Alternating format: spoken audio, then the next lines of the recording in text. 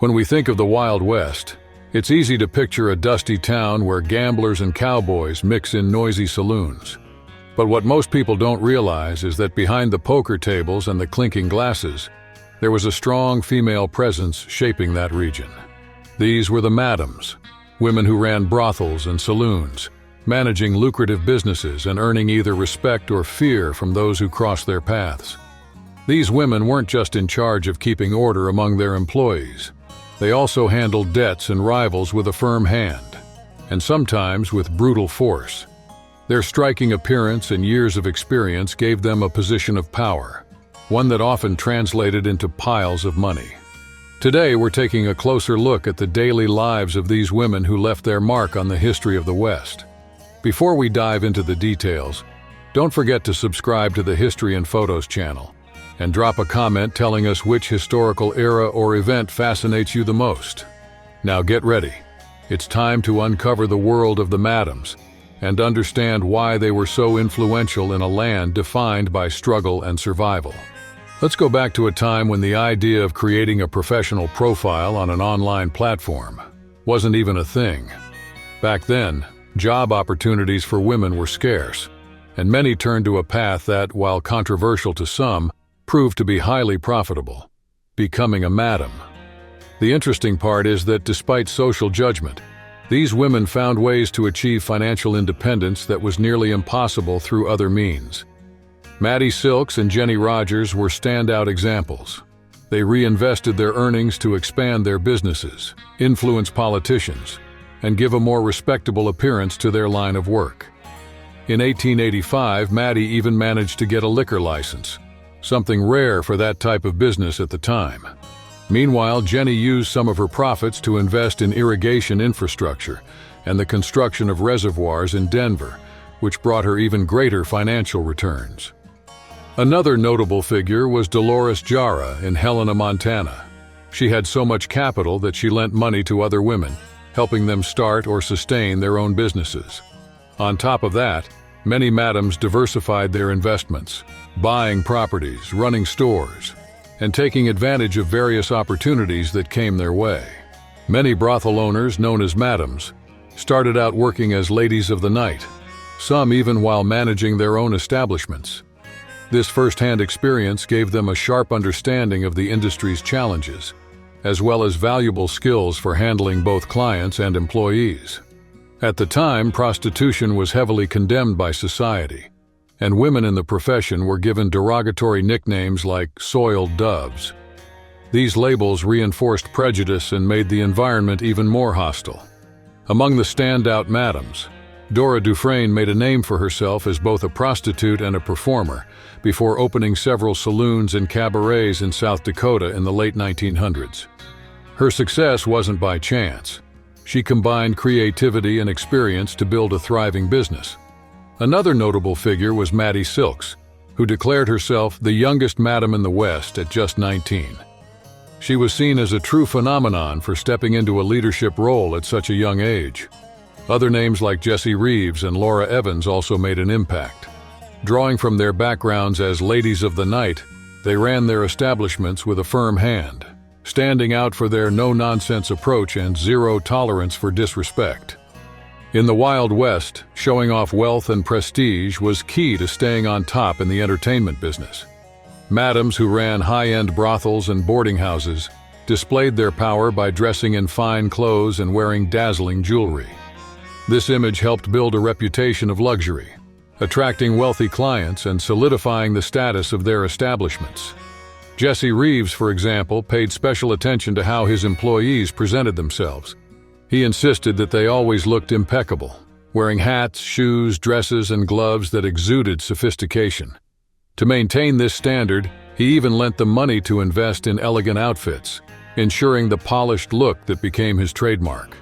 Other figures, like Sadie Orchard, who owned a boarding house in New Mexico, took inspiration from European fashion to create an air of exclusivity.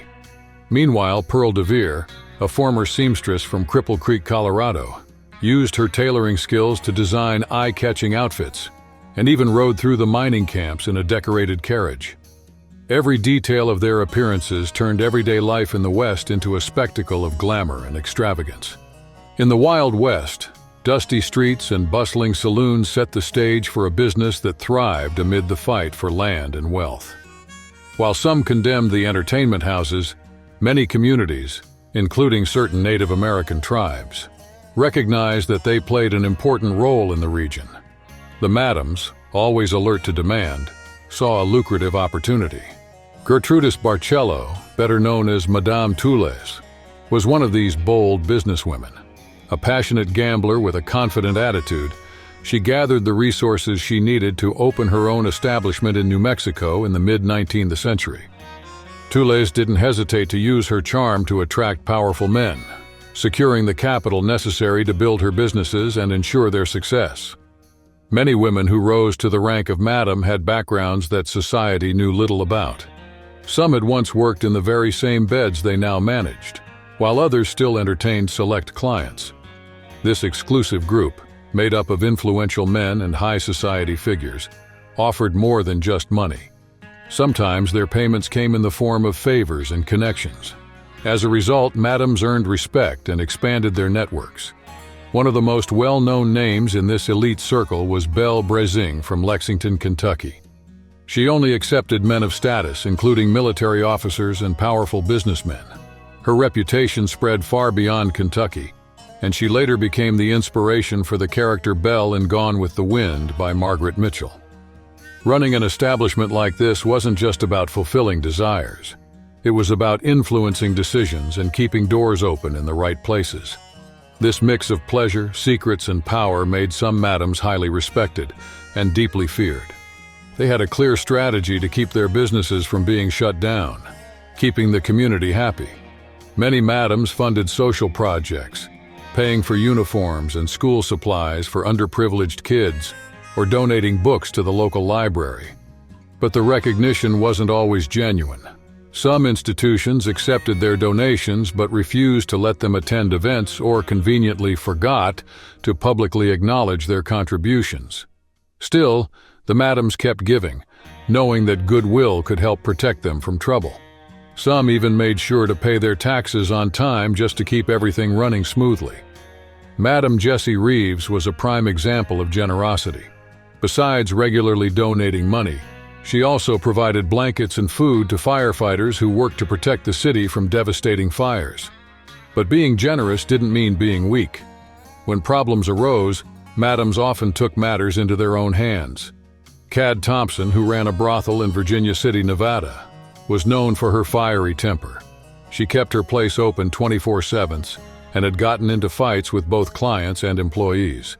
In one heated dispute with Mary Livingston, the two ended up physically attacking each other, which led to Mary being kicked out. The fight even went to court, but in the end, Cad was acquitted. At the height of nightlife in the Wild West, madams had one main goal: keep customers coming back for more. To do that, they offered women to suit every preference, from fair-haired beauties to curvier figures.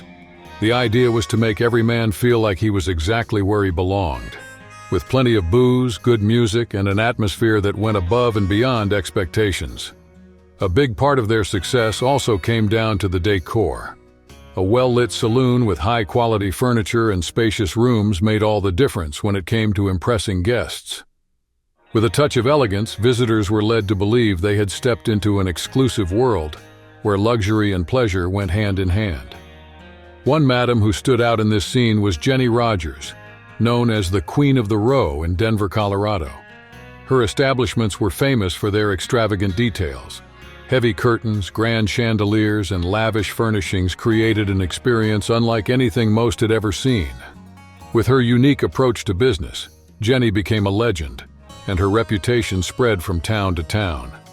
At a time when luxury and cunning went hand in hand, madams knew exactly how to captivate potential clients. Take Tessie Wall, for example. She made a habit of dressing her employees in elegant European outfits and strolling through the busiest streets to show off their style. At public events, she always made sure to arrive with her most attractive employees, constantly aiming to make an impression.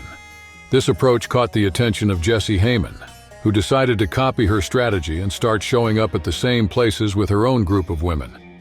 Wall's response was immediate. She simply stopped attending the events, which only fueled more curiosity about what she was up to behind the scenes. Over time, these public displays, the stories that spread, and the little lies told along the way became an essential part of a madam's playbook.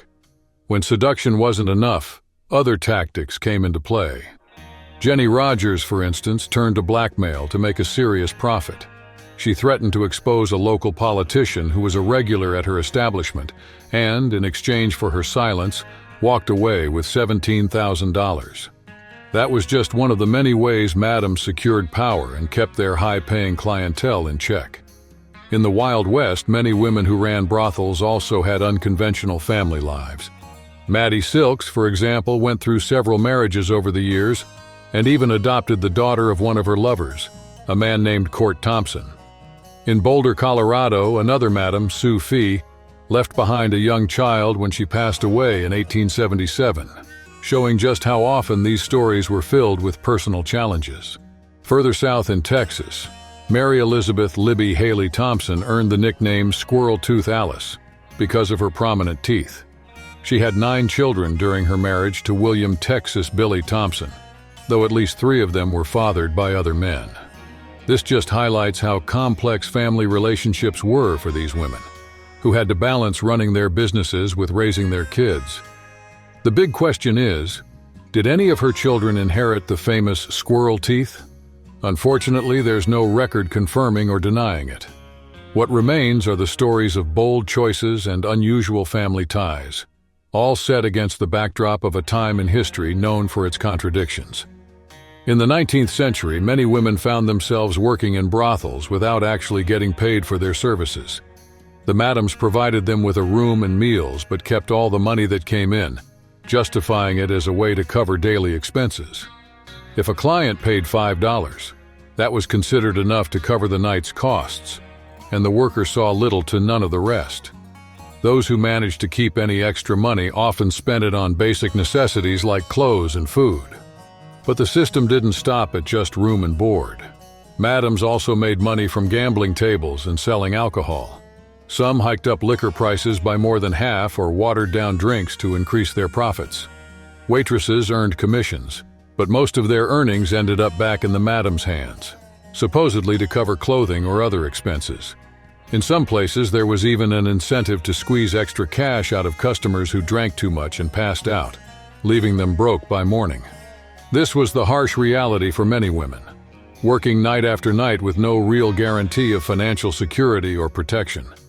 In the Wild West, the line between outlaws and regular citizens was a lot blurrier than people might think. Criminals hung out in all kinds of places, from simple saloons to high-end establishments. It was in this setting that Fanny Porter, a well-known madam in Texas, made a name for herself by hosting famous figures like Butch Cassidy and the Sundance Kid. She even provided a hideout for the Wild Bunch gang before their final meeting in 1901. The women who worked for Fanny were officially considered criminals, and sometimes they ended up behind bars. However, thanks to Fanny's skill in dealing with authorities, whether through smooth talking or well-placed bribes, it was rare for any of them to be locked up just for their line of work. More often than not, when they did get arrested, it was for entirely different reasons. In the Wild West, some women gained fame and fortune, but they also faced struggles that often went unnoticed. Jenny Rogers and Maddie Silks, for example, are remembered as successful madams, yet both battled personal demons that shaped their lives. Maddie was involved with Court Thompson, a man who drained her financially and treated her cruelly until his death in 1900. The two drank heavily, which only fueled their fights and made their relationship even more toxic. Other madams also met tragic ends. Sue Fee died of an overdose in 1877, a fate that was repeated by Pearl DeVere in 1897. Pearl was known for throwing wild parties, but one night she went too far. After drinking excessively and taking too much morphine, she never woke up. Despite all their hardships, these women played a role in their communities and showed incredible courage by living independently in the unforgiving world of the Wild West. If you ever find yourself in an old brothel-turned-historic attraction, take a sip of watered-down whiskey in honor of the strength these madams showed, even in the face of so many challenges. Do you think this would have been a good career back then or just a life full of risks? Drop your thoughts in the comments, and while you're at it, check out more videos on our History and Photos channel.